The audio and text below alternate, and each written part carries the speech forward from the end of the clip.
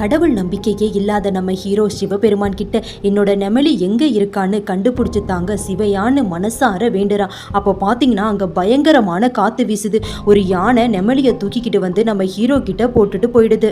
நெமலி பார்த்தீங்கன்னா கண்ணை முழிச்சு அந்த லிங்கத்தை பார்க்குறா. இந்த லிங்கத்தை பார்க்கணுன்னு ரொம்ப நாளாக கேட்டுட்டே இருந்தா. அதை பார்த்தோன்னு ரொம்ப சந்தோஷப்படுறா.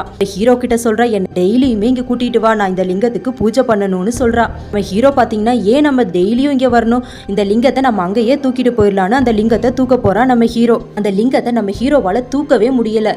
இதை கட்டி பிடிச்சிட்டு இருக்கும்போது சிவனையே கட்டி பிடிச்சிட்டு இருக்க மாதிரி நம்ம ஹீரோ உணர்றாரு. அப்புறம் பாத்தீங்கன்னா 2 பேருமே வீட்டுக்கு போய் தூங்கிட்டு இருக்காங்க. மார்னிங் பார்த்தா நெமலி மட்டும்தான் அங்க இருக்கா. நம்ம ஹீரோ அந்த சிவனை தேடி அங்கேயே வந்துடுறாங்க. சிவன் கிட்ட சொல்றாங்க, நீ இருக்கதை நான் இப்பதான் நம்புறேன், இனி நான் வேற நீ வேற இல்ல அப்படின்னு சொல்றாங்க. அப்புறமா பாத்தீங்கன்னா நம்ம ஹீரோ அங்கேயே இருந்து சிவனுக்கு பூஜை பண்ணிக்கிட்டு சந்தோஷமா அங்கேயே இருக்கிறாரு. இதை பார்த்து அந்த ஊருக்காரவங்க இவனை பயங்கரமா திட்டி அடிச்சிடுறாங்க. இவனை அடிக்கும் போது பாத்தீங்கன்னா அந்த லிங்கத்துல இருந்து கண்ணீரா வருது. அதை பார்த்த நம்ம ஹீரோ, ஏன் சிவையா உங்க பையன் கழுத்தை வெட்டும் போதே நீங்க உங்க கண்ணுல இருந்து கண்ணீர் வரல, என்ன அடிக்கும் போது ஏன் அழுகுறீங்கன்னு கேக்குறான். அப்புறம் பாத்தீங்கன்னா ரத்தமா வருது கண்ணுல இருந்து லிங்கத்துல. அதை பார்த்த நம்ம ஹீரோவோட கண்ணையே பறிச்சு அந்த லிங்கத்துக்கு வைக்கிறான். அதை பார்த்த அந்த ஊர் மக்கள் எல்லாருமே சிவனை வேண்டுறாங்க. பாத்தீங்கன்னா அங்க இருந்து ஒரு பெரிய பாம்பு வந்து அந்த லிங்கத்தை சூழ்ந்துக்குது. அப்புறம் பாத்தீங்கன்னா அந்த சிவபெருமானே நேர்ல வந்து அவனுக்கு கண்ணை சரி பண்ணிடுறாங்க. அப்புறம் பாத்தீங்கன்னா நம்ம ஹீரோ, நான் உங்க கூடயே இருக்கேன் சிவையான்னு சொல்லி சிவன் கூடவே போயிடுறாங்க.